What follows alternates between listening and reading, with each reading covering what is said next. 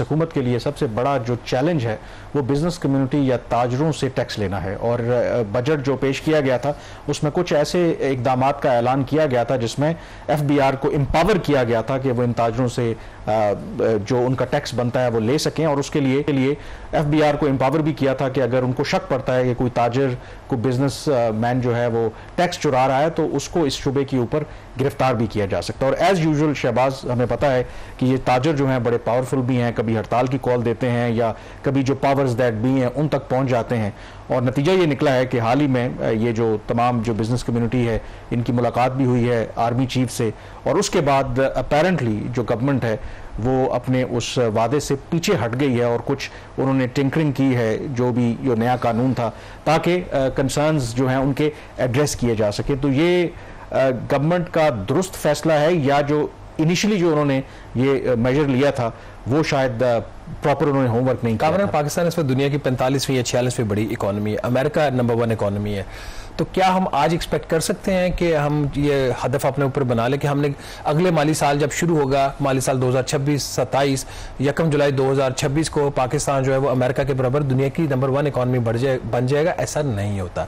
आपको जो ground realities होती हैं उसको सामने रख के फैसले करने पड़ते हैं। जब ये बजट आया था उसके अंदर सबसे बड़ा मसला ये था, एक बहुत ही ड्रेस्टिक किस्म के जो है वो स्टेप्स लिए गए थे। उनकी इंटेंशन बिल्कुल ठीक हो सकती है कि जी ताजिर है, बिजनेस कम्युनिटी है, वो टैक्स नेट से बाहर है, हम लोग को टैक्स नेट में, लेकिन हम है ना, हम यहाँ पे बैठ के एडवोकेट करते हैं ये काम कीजिए, बट कैसे करना है, दैट इज द क्वेश्चन। क्या आपने एक ही दिन में नंबर 1 हो जाना या आपने ग्रेजुअल एक अप्रोच लेनी है?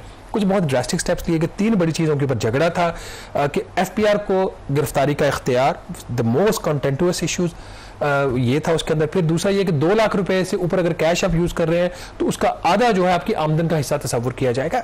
मतलब you don't do it like that.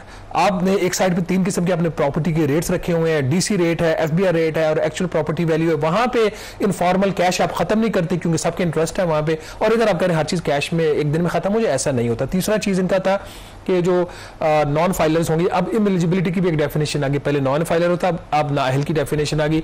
वो जो है वो घर गाड़ी और कोई प्लॉट जो है वो खरीद नहीं सकेंगे।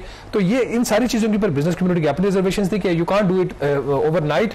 तो ये इस मामले को सामने रखे नाज़रीन, ये चीजें हुकूमत के कंट्रोल में नहीं रही तो उसके बाद मामला जो है रावलपिंडी के सामने जाता है। और कैसे जाता है, इसका क्या बैकग्राउंड है और फिर क्या वहां पर डेवलपमेंट हुई, आइए सुनते हैं। SM तनवीर को, ये बिजनेस कम्युनिटी को रिप्रेजेंट कर रहे थे। ही वॉज द पर्सन जिसको कॉल आई फॉर्मर जो इंडस्ट्री मिनिस्टर थे गौहर एजाज, और उन्होंने फिर फील्ड मार्शल से इनकी मुलाकात करवाई। ये क्या कहते हैं, ये जरा सुनते हैं। मेरे को कॉल आती है गौहर एजाज साहब की 20 तारीख को, 20 जून को, कि क्या मसला हो गया। मसला बहुत सीरियस है। 1 घंटे के बाद कॉल आई कि फील्ड मार्शल साहब कल आपके साथ डिनर करना चाहते हैं। वहाँ जाकर हमारी मुलाकात हुई। वो मुलाकात कोई 2.5 से 3 घंटे की मुलाकात थी। माशाल्लाह से सब ने बिजनेस कम्युनिटी का केस लड़ा और बहुत अच्छे तरीके से ये केस लड़ा। मंजूर मलिक साहब ने बड़ा अच्छा केस को प्लीड किया। वहाँ पर मुझे बहुत खुशी के साथ में बात करूँगा, फील्ड मार्शल साहब हर बात खुद लिख रहे थे, एक एक बात। ये नहीं था कि पीए बैठ के लिख रहा है, वो अपने हाथों से लिख रहे थे। 2-2.5 घंटे उन्होंने डिटेल में समझा। 2-2.5 घंटे समझने के बाद उन्होंने थोड़ा सा अपनी नाराज़गी का इजहार किया कि मैं 2 साल से बिजनेस कम्युनिटी के कॉन्फिडेंस को बहाल करने की कोशिश कर रहा हूँ, और अगर हम इनको डराएंगे तो ये काम कैसे करेंगे। जो बात हम कर रहे थे उन्होंने 2 घंटे में इतनी माशाल्लाह तेजी से ग्रैस्प की, इतनी तेजी से समझा कि उन्होंने इसको लेके आगे चले।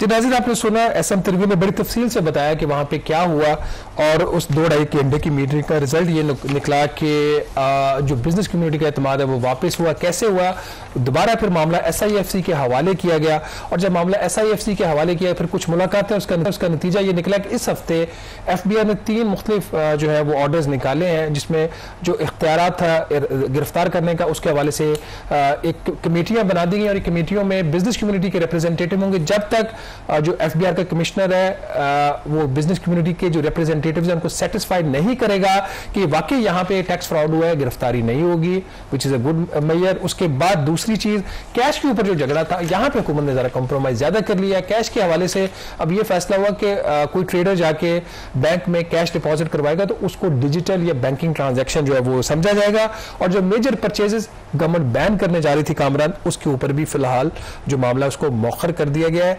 तो इसलिए मैं कहता हूं जो चीज प्लान करके की जाए उसकी वो जो ग्रेजुअल जो अप्रोच होती है दैट हेल्प्स। और इसके बाद काफ़ी कुछ होता रहा, FBI के अंदर भी इस मुलाकात के बाद कुछ नाराज़गियों का भी इजहार किया गया, कुछ मनाने की भी कोशिश की, कुछ पे ट्रांसफर पोस्टेंस की भी बातें निकली इस सारी मीटिंग के बाद।